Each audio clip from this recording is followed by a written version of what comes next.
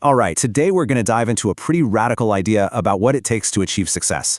And it comes from a source you would absolutely never expect. It's a completely counterintuitive take on mastery that might just change how you think about your own goals.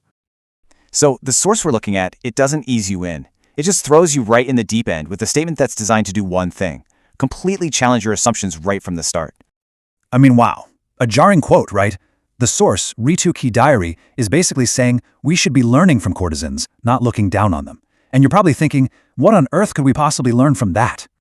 And that's exactly the point, right? That question is the whole reason we're digging into this today. The source uses that initial shock to pull us into a much, much deeper conversation about skill, about psychology, and about a kind of mastery that, believe it or not, applies to everyone.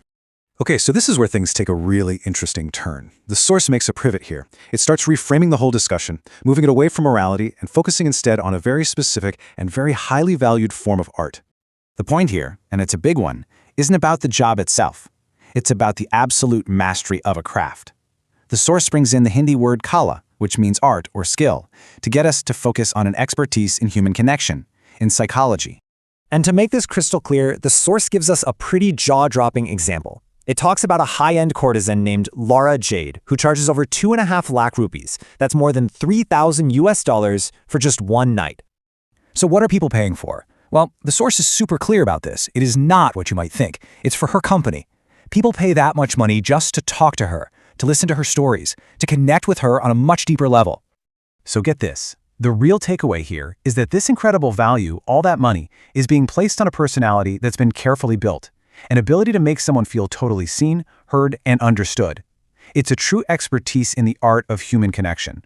And this all circles back to that word, kala. In this context, it's not just about art. It's this deep, almost magical skill in reading people, in understanding what they need, and creating a connection so powerful that it becomes almost hypnotic. It leaves people with a kind of satisfaction they just can't get anywhere else. Okay, so how in the world does someone get to that level of mastery? Well, the source actually breaks it down for us. It comes down to two key psychological pillars. So here's the logic, and it's a fascinating 1-2 punch. First, there's this feeling of having absolutely nothing to lose. That creates an unshakable, almost fearless self-confidence. And second, and this is so important, is a profound respect for their own work. They treat what they do as a true art form. You put those two things together, that bulletproof confidence and that deep, deep respect for the work, and you get something truly powerful.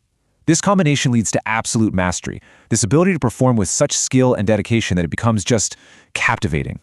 And this right here is the big pivot. This is where the source takes this really specific, really extreme example and shows us how it's actually a universal principle for becoming excellent at pretty much anything. So the big question is, how does this actually apply to, everyday life? Well, the source argues that this same art, this kala, can be used by literally anyone. A wife in her marriage, a business person in their career, any person in their life's work.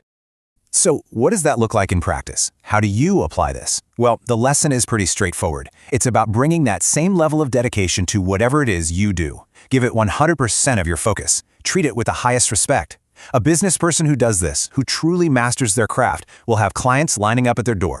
All right, we've gone on a pretty wild ride with this idea, so let's boil it all down to the single most important takeaway.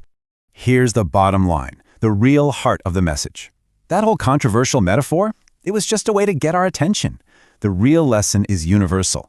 To become a master in your field, whether that's business, art, or even your relationships, you have to treat your work with absolute, undivided respect and dedication. And that really brings it all back to you. It's not about whether you agree with the example. It's about grabbing the principle behind it. So I'll leave you with this question. Where in your own life, in your job, your passions, your relationships, could you apply this level of profound respect and mastery? And what do you think would happen if you did?